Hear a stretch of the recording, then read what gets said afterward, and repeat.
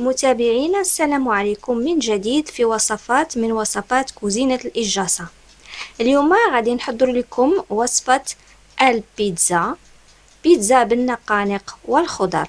نتعرف أولا على مقادير عجين البيتزا. لتحضير عجين البيتزا نحتاج إلى المقادير التالية: 600 غرام من الطحين كومبلي أو الطحين الكامل، ملح، مقدار من الماء الدافئ، 2 ملاعق كبيرة من خميرة الخبز دايبة، زيت الزيتون، خمارة واحدة، والزعتر.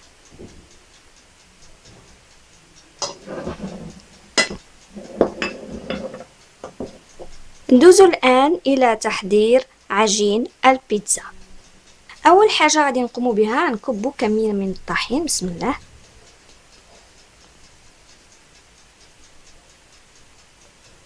نضيف فوق من الطحين قليل من الملح. غادي نضيف الخمارة، غادي نضيف الخميرة اللي ذوبناها،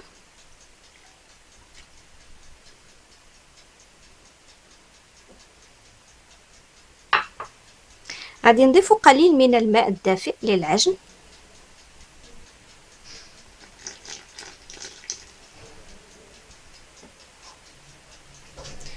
غادي نضيف قليل من الزعتر، غادي نفركو هكا شي شويه بيدينا، 2 حفنات هكا تقريبا. دابا غادي نجمعو العجينه ديالنا.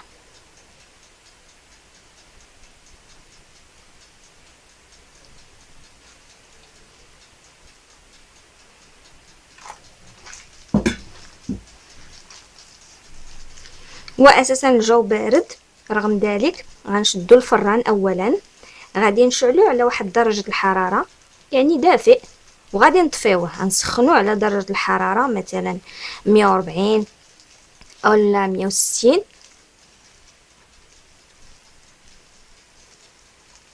من بعد كنحطو العجينه الداخل ديالو باش تخمر، لان دابا الان الجو ما تيسمحش ان العجينه غادي تخمر. المهم غادي نجمعو العجينه هكا. غادي نضيفو الان كميه من زيت الزيتون الى الخليط،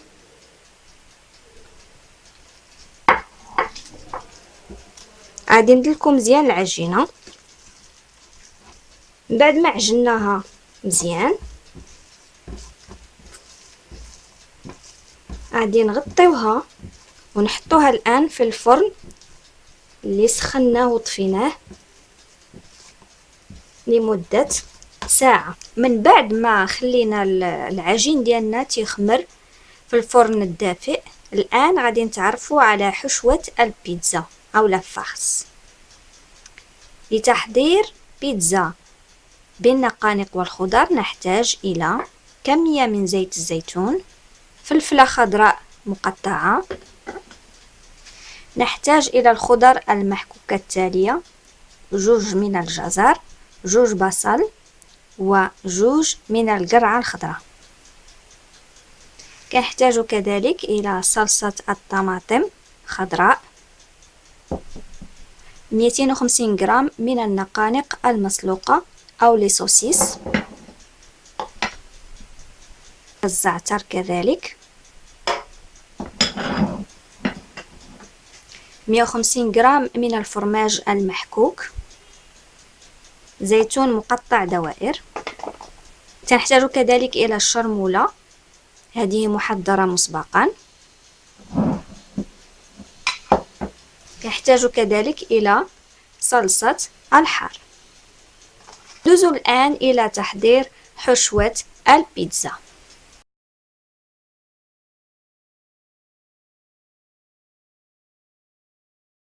اول حاجه غادي نقوم بها غادي نقطعوا هاد النقانق بالمقص بحال هكا. هاد النقانق هادي سلقناها مسبقا.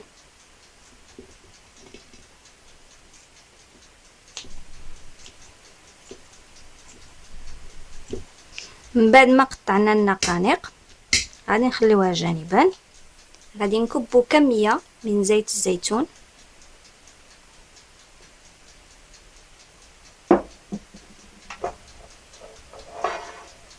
غادي نضيفو الخضر.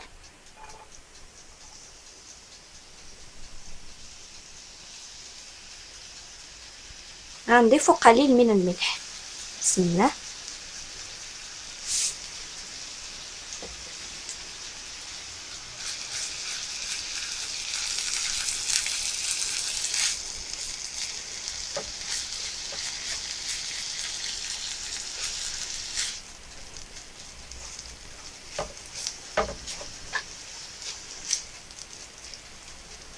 غادي نخليوها تشحر واحد المده ديال 5 دقائق. من بعد غنضيفو ليها باقي المقادير.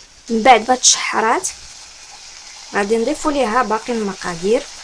غادي نضيفو لي صوصيص اللي قطعناهم قبيله، الزعتر،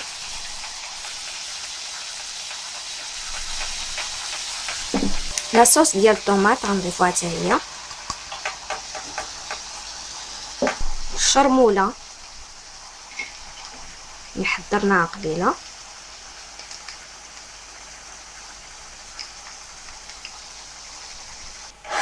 غادي نحركوا المقادير جيدا.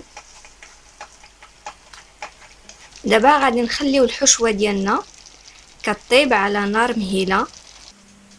دابا غادي نشدو عجين بيتزا اللي خمر لينا. غادي نرشو شويه ديال الطحين. غادي نطلقوه.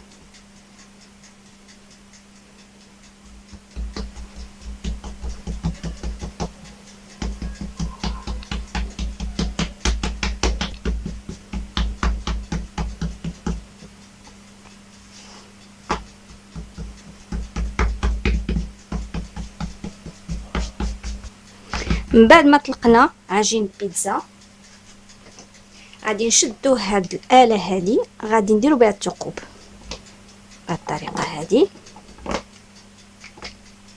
الآن غادي نحطو لا فارس في البيتزا. غادي نشدو لا صوص بيكونت بحال هكا.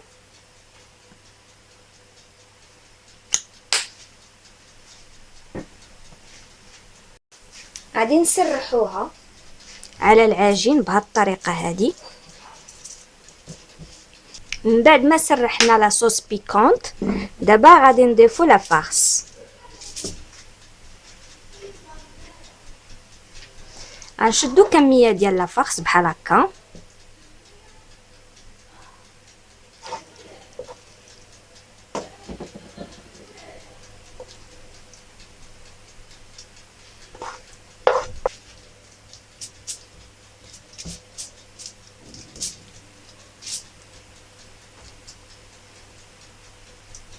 من بعد ما ضفنا لا فارس دابا غادي نضيفو ليها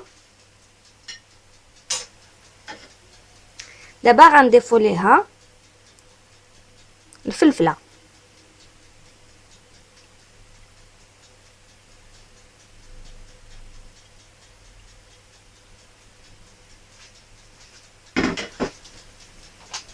غادي نزيدو دوائر الزيتون مقطع.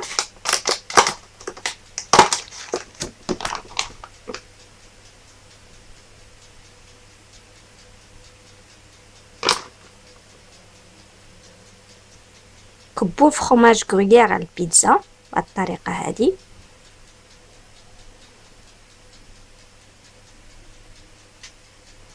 الزعتر فوق منا محكوك هكا.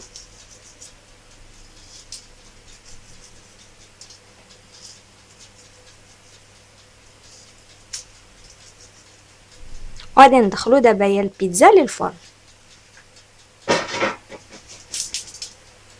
دابا غادي ندخلو البيتزا ديالنا الى الفرن على درجة الحرارة 180 لمدة نصف ساعة.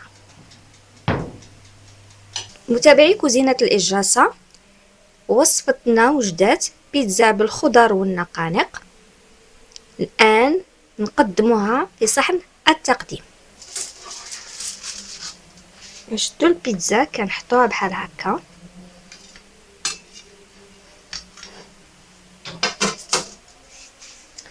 نشدو الزعتر، نرشوه بحال هكا،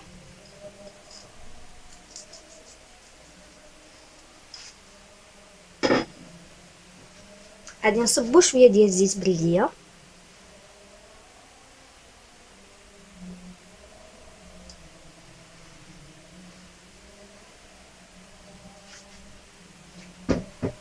غادي نقطعوها بالقطعه ديال البيتزا. بسم الله.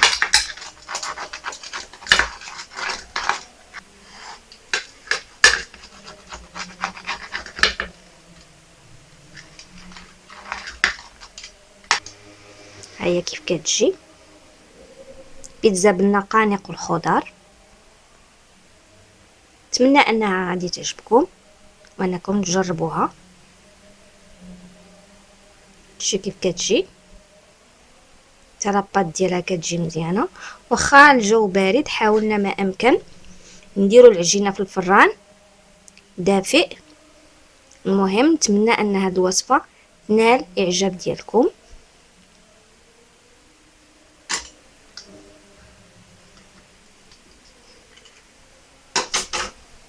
نتوما كيف كتجي. كنتمناو دائما متابعينا انكم تابعوا جديد الوصفات ديالنا، وايضا مراجعه الوصفات السابقه. ما تنسوناش بكومنتير او لا لايك. تابعوا دوما قناه كوزينة الإجاسة. الى اللقاء في وصفه جديده ان شاء الله.